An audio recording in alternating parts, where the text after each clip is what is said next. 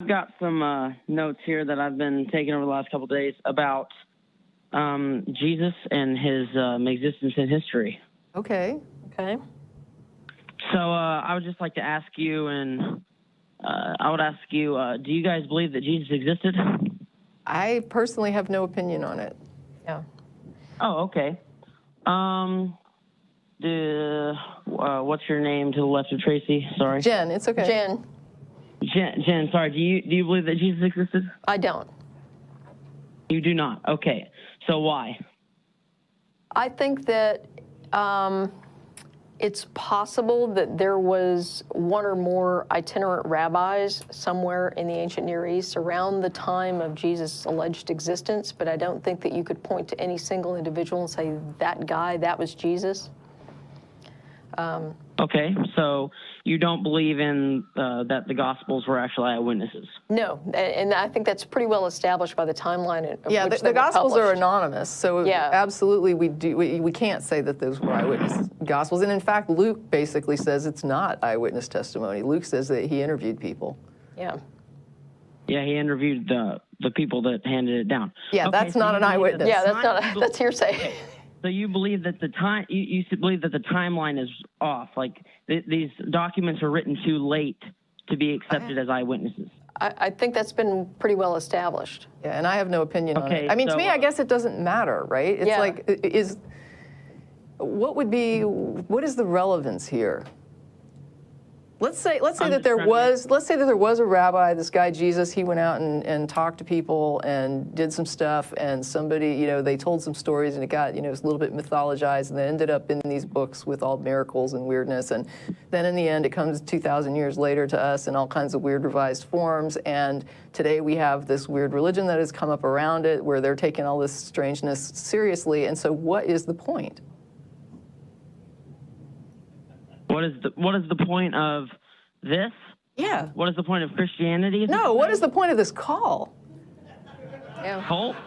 The call. Cult. What are we All right, the let's call. go back The down call. to the very beginning. Let's go back. Oh, what's the point of the cult? Yes. I guess I kind of got off topic here. What I was trying to do is create a timeline of why I think the Gospels are eyewitnesses. Can I get into What that? difference would it make?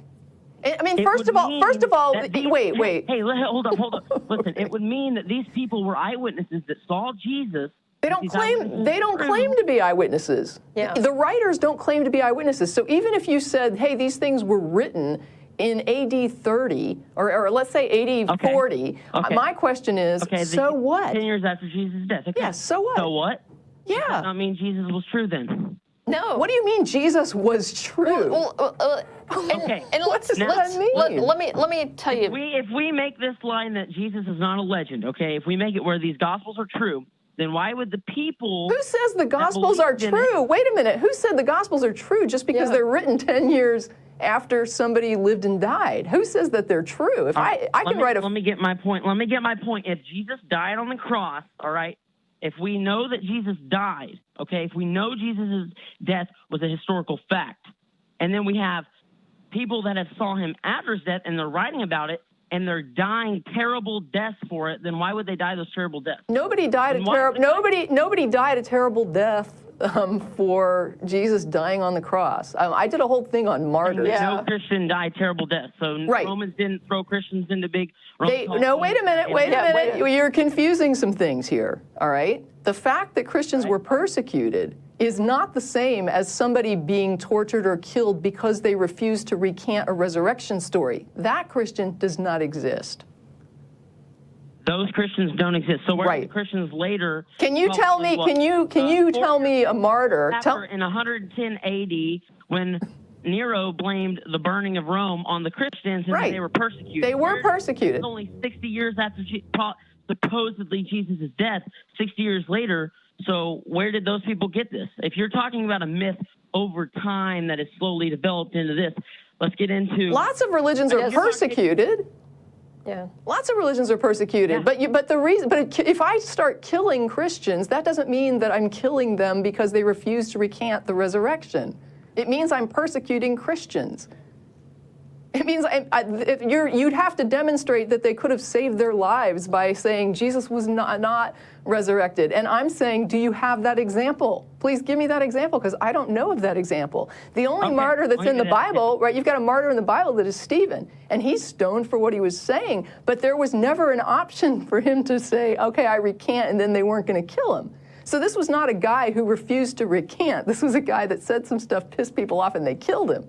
That's a whole different story. So you want an example of what this is? Okay, so let's take Paul's letter in 1 Corinthians. Paul never met Jesus. Yeah, Paul never claimed to have Paul never met Jesus. He didn't. He met the people who saw Jesus, and they told him about it. Again, that's hearsay. That's not an eyewitness account. Paul was telling them about Jesus. So, okay, Paul was telling them about Jesus, and he never met him.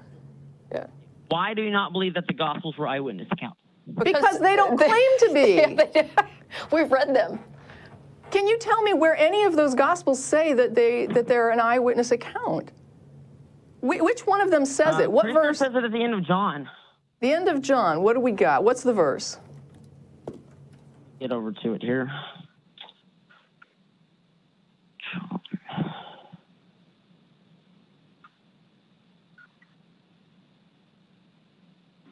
So you're wanting me to find the verse that says that he is an eyewitness. That's what you're wanting me to find. The things that I'm writing are things I personally saw, not just things that other people said.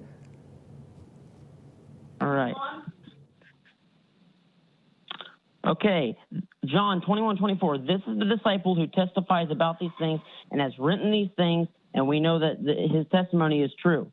There are many other things that Jesus did. If every one of them were written down, I suppose the whole world would not have room for the books that were written. Now, why would he say all these things that Jesus did if he hadn't seen them?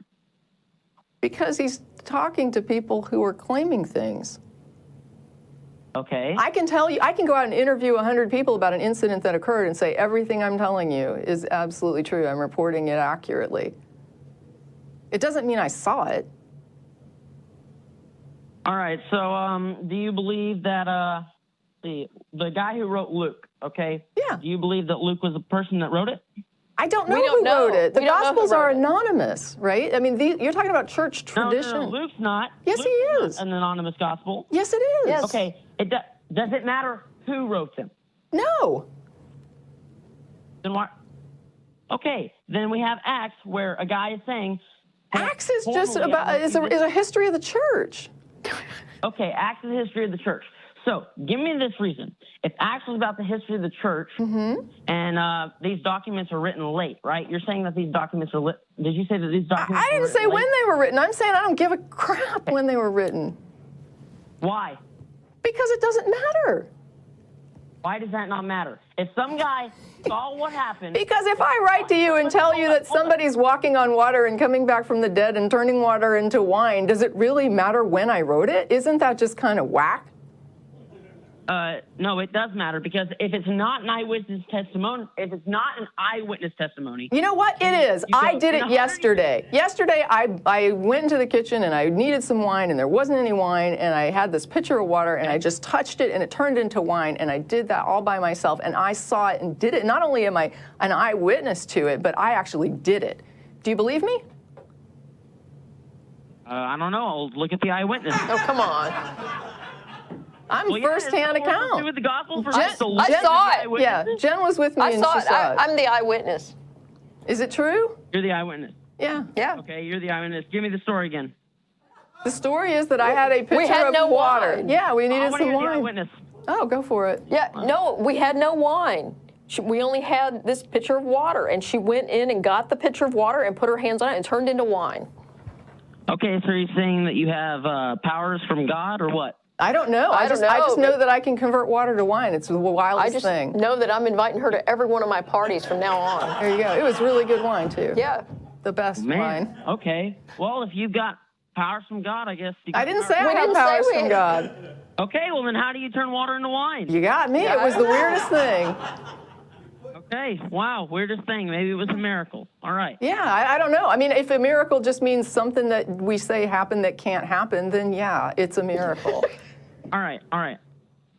So you said earlier, that it doesn't matter when it was written. Right. Okay.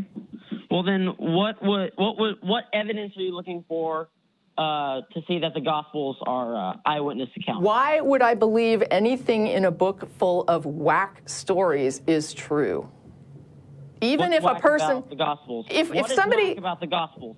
Okay, it defies everything we know about reality, right? We've got people coming back from the dead days later. We have people walking on water, which we know doesn't actually work. We have people converting chemically water into wine, which we know doesn't happen. There are there's talking donkeys and talking serpents and fruit that gives you knowledge of good and evil. I mean, what part of it isn't whack, right? Other than the begats, what part of this story makes any sense at all? The whole thing is bizarre. All right, well, then that means you don't believe in a God. So, Well, thank you. I guess that's why this is the Atheist Experience. This guy's a genius. Wow. Okay, well, look, I'm going to have to ask you to call back another time if you want to continue the conversation. We've got one more call to go.